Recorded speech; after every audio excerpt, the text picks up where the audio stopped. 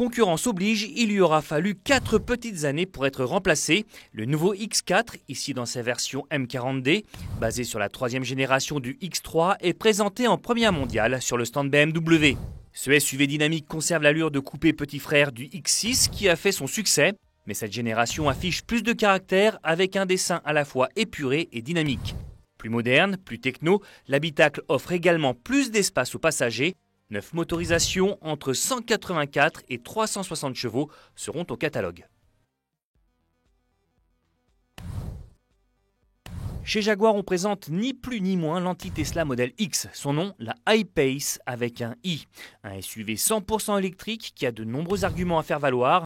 Un design original qui le démarque de la grande F-Pace tout en proposant plus de place grâce à un empattement, distance entre l'essieu avant et arrière de près de 3 mètres, c'est immense.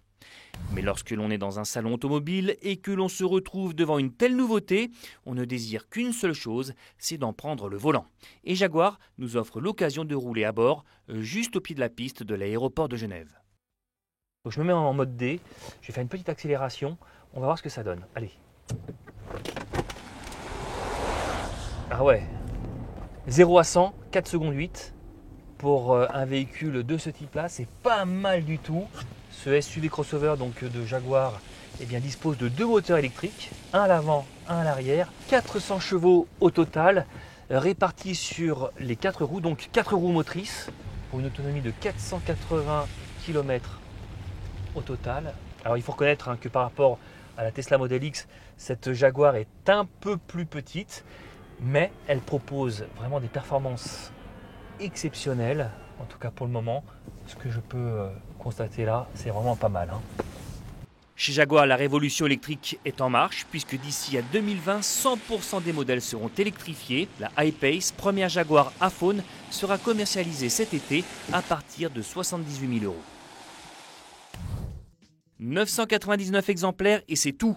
Land Rover nous présente le nouveau Range Rover SV Coupé, la version 2 portes de son gigantesque SUV luxueux. Rien n'est trop beau pour le SV Coupé qui passe par le préparateur maison SVO. Ce dernier aura donc un sacré défi, celui d'assembler à la main ce revival des années 70. À bord, du cuir aux boiseries, tout évoque l'aménagement d'un jet privé ou d'un yacht, tout comme le prix d'ailleurs, 293 900 €.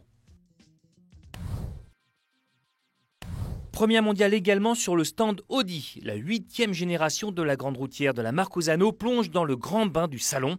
Il s'agit de l'A6. Que ce soit pour son style ou pour ses technologies, cette nouveauté du constructeur allemand s'inspire très largement du vaisseau amiral A8. Le dessin est élégant et l'on retrouve l'incontournable calandre single frame ainsi que le bandeau lumineux qui relie les feux à l'arrière. À bord, c'est la même chose. On retrouve une très large partie de la technologie embarquée de sa grande sœur, dont 2 écrans tactiles de 10,1 et 8,6 pouces. On retrouve effectivement très peu de boutons, d'ailleurs si on les compte, ils sont au nombre de 4 et quelque chose de très intuitif avec ce retour haptique qui donne cette impression en fait de boutons physiques et c'est ce qui permet notamment pour la navigation, si je prends par exemple la navigation, de pouvoir noter de cette manière sans avoir à quitter la route des yeux. Pour son lancement prévu cet été, l'A6 disposera de 3 motorisations, une essence et 2 diesel. Parfois sur les salons internationaux, les constructeurs sont plutôt joueurs et vous orientent sur des fausses pistes. On attendait plutôt le SQ2, une version sportive du petit SUV crossover, donc Q2. Et finalement, on a une voiture qui est exposée ici, sous bâche. Alors qu'est-ce que c'est ? Et sous cette bâche se cache une voiture camouflée, et ça c'est du jamais vu. Mais bon, vous avez sous vos yeux la version définitive de la première Audi 100% électrique, l'e-tron Quattro. Malgré les stickers, on peut quand même distinguer la taille de l'e-tron, une taille assez respectable située entre un Q5 et un Q7. On remarque forcément le camouflage orange fluo qui matérialise la position des batteries. Batterie qui pourrait bien proposer un chargement sans fil par induction. Ce que l'on sait également, c'est que les 3 moteurs électriques de l'Audi développeront 435 chevaux pour une autonomie de 500 km. Rendez-vous en fin d'année pour les premiers essais.